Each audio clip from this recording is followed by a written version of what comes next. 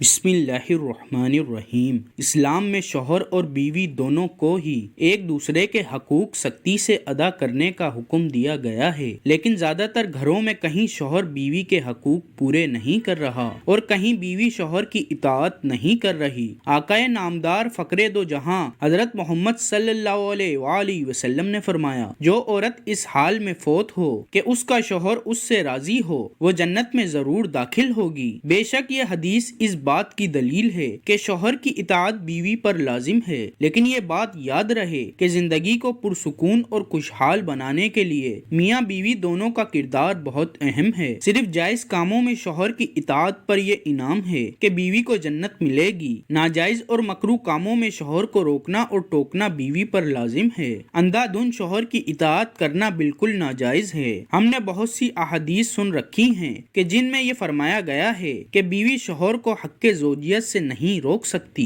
لیکن ہم آپ کو آج وہ احادیث بیان کریں گے جن میں ان شوہروں کا بیان ہے جو جان بوجھ کر بیوی کے چاہتے ہوئے بھی حق کے زوجیت ادا نہیں کرتے۔ ایک موقع پر حضور اکرم صلی اللہ علیہ وآلہ وسلم نے فرمایا، عورت جب 5 نمازیں پڑھے، رمضان کے روزے رکھے، اپنی شرمگاہ کی حفاظت کرے اور اپنے شوہر کی اطاعت کرے تو اس سے کہا جائے گا کہ جنت کے جس دروازے سے چاہو داخل ہو جاؤ۔ شوہر کو اس بات کا خیال رکھنا چاہیے کہ وہ بیوی کا خیر خواہ، ہمدرد، سکن فہم اور مزاج آشنا بن جائے تاکہ اسے پھر کسی غمسار اور دلجوئی کرنے والے کی ضرورت نہ رہے۔ جیسا کہ رسول اللہ صلی اللہ علیہ وآلہ وسلم نے فرمایا، مومنین میں سے کامل ترین ایمان اس شخص کا ہے جو ان میں سے بہت زیادہ خوش اخلاق ہو، اور تم میں بہتر وہ شخص ہے جو اپنی عورتوں کے حق میں بہتر ہے۔ اسی طرح قرآن کریم میں اللہ پاک فرماتا ہے، اور ان عورتوں کے ساتھ خوبی کے ساتھ گرزان کرو، اور اگر وہ تم کو ناپسند ہوں تو ممکن ہے کہ تم ایک شے کو ناپسند کرو اور اللہ تعالیٰ اس کے اندر کوئی بڑی منفعت رکھ دے۔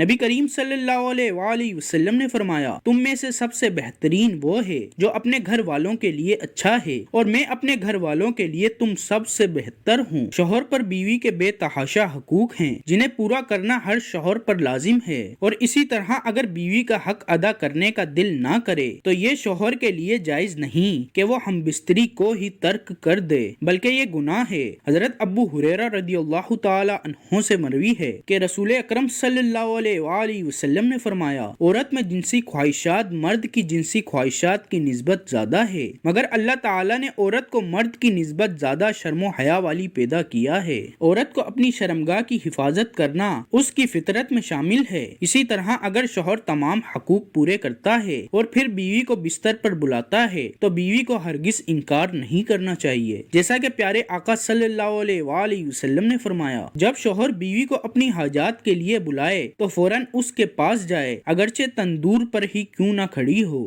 رسول اللہ صلی اللہ علیہ وآلہ وسلم نے فرمایا، جب کسی شوہر نے اپنی بیوی کو اپنے بستر پر بلایا اور وہ نہ آئی، پھر اسی غصے میں اس نے رات گزاری، تو صبح تک سارے فرشتے اس عورت پر نالت کرتے رہتے ہیں۔ حضرت ابو ہریرہ رضی اللہ تعالی عنہ سے مروی ہے کہ اللہ تعالیٰ کے رسول صلی اللہ علیہ وآلہ وسلم نے فرمایا، اے لوگو، تم میں سے کوئی ہے جو اپنی بیوی سے حاجت پوری کرتے ہوئے پردہ کر لیتا ہے؟ وہاں جمع ہوئے صحابہ کرام رضی اللہ تعالی عنہ میں سے کافی صحابہ کرام رضی اللہ تعالی عنہ کا ہاں میں جواب آیا۔ پھر آپ صلی اللہ علیہ وآلہ وسلم نے فرمایا کہ تم میں سے کوئی ہے جو اپنی راز کی باتیں دوسرے لوگوں سے کرتے ہیں؟ یہ بات سن کر سارے مردوں نے کوئی جواب نہ دیا۔ پھر آپ صلی اللہ علیہ وآلہ وسلم نے عورتوں کی طرف متوجہ ہو کر پوچھا، کیا تم میں سے ایسی عورتیں ہیں جو اپنے شوہر کی راز کی باتیں باہر جا کر عورتوں سے ظاہر کرتی ہیں؟ عورتوں میں تھوڑی دیر تک خاموشی چھا گئی۔ پھر ایک عورت اٹھی اور آپ صلی اللہ علیہ وآلہ وسلم سے کہنے لگی، یا رسول اللہ صلی اللہ علیہ وآلہ وسلم، اپنی راز کی باتیں مرد بھی مردوں سے کرتے ہیں اور عورتیں بھی عورتوں سے کرتی ہیں۔ اس عورت کی بات سن کر آپ صلی اللہ علیہ وآلہ وسلم نے فرمایا کہ اپنی حاجات کی باتیں دوسرے سے ظاہر کرنا ایسا ہے جیسے ایک راہگیر زانی عورت ایک زانی مرد سے بدکاری کرتی ہے اور ارد گرد کے لوگ ان دونوں کو دیکھ رہے ہوں۔ علماء کرام بیان کرتے ہیں کہ جب شادی شدہ جوڑا ایک دوسرے کے قریب ہوں تو سب سے پہلے بسم اللہ پڑھ لیں تو اللہ تعالیٰ ان سے جنوں اور شیطان کو دور کر دیتا ہے۔ اسی لیے سنت نبوی صلی اللہ علیہ وآلہ وسلم ہے کہ کپڑے بدلتے وقت بسم اللہ پڑھ لیں تو تو اللہ تعالیٰ اس انسان کو شیطان کے شر سے محفوظ فرما دیتا ہے۔ ہمارے بہن بھائی کپڑے بدلتے وقت بسم اللہ نہیں پڑھتے، شیطان اور جنات ان کے جسم کو دیکھ کر ان پر اپنا اثر چھوڑ دیتے ہیں۔